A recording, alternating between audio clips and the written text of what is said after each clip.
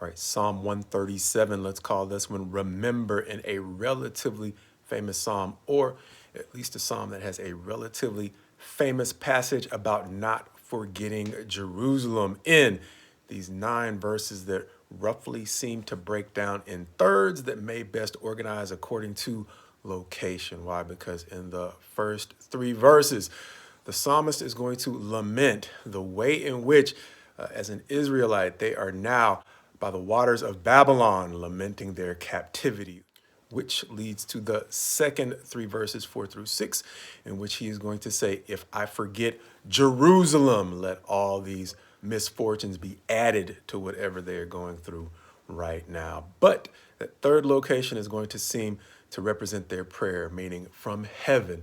They're asking God not to forget the way in which they were taken from Jerusalem, reminding me of the thing that I might have most, I think, connected with in this psalm at this particular time, and that is the distinction between captors and tormentors, which comes out in roughly verses 2 and 3, where they will say in that section where they are lamenting their condition in Babylon, on the willows there we hung our lyres, instruments, my ad lib. Verse 3, though, for there our captors required of us songs, and our tormentors mirth, saying, sing us one of the songs of Zion. I may be making a false distinction, but the distinction that I saw there between captors and tormentors spoke to me in this way. See, there are times in life where you may have found yourself, like we said, many times we make mistakes. And so we may have found ourselves in a position where we are under the authority of an individual who has a right to call the shots on what we do. However, there may also be those times when we find ourselves in control of the fates of others because they have made mistakes that put themselves in our control in a situation where they might have otherwise been free, or at least more free than they are under our supervision.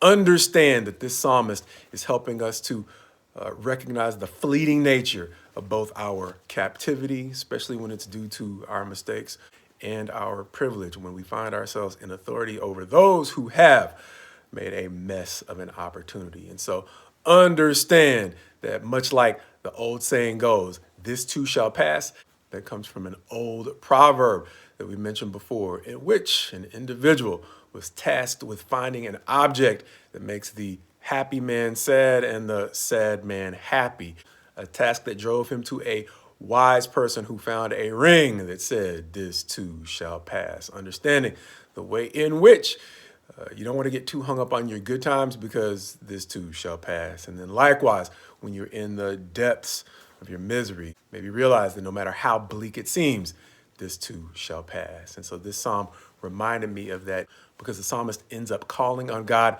to remember, beginning in verse 7. Remember, O Lord, against the Edomites, the day of Jerusalem, how they said, lay it bare down to its foundation. O daughter of Babylon, doomed to be destroyed, blessed shall he be who repays you with what you have done to us. As the psalmist will go on in vivid detail to describe what was done to them, reminding me of the difference between captors and tormentors. Put another way, the difference between your job and your leadership style, which reminded me of this distinction. See, Babylonians were only one captor or one nation that took Israel captive, but the Babylonians were replaced by the Persians in this same time period of a 70-year captivity.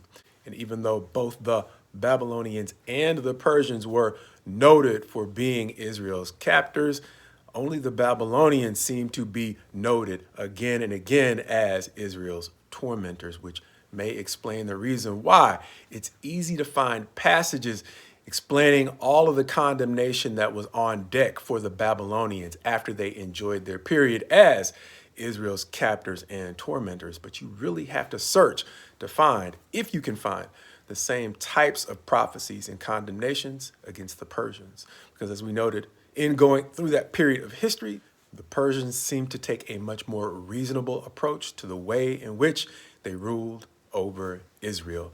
They seemed to have a much more reasonable leadership style. a style that doesn't seem to have attracted nearly the level of condemnation that Babylon will become famous for, being condemned not only in the prophets, but from the prophets all the way through the time of the Revelation. Which is why we sometimes say God's best to you as you go forward in Him, God willing, doing your job in a style that doesn't attract His condemnation.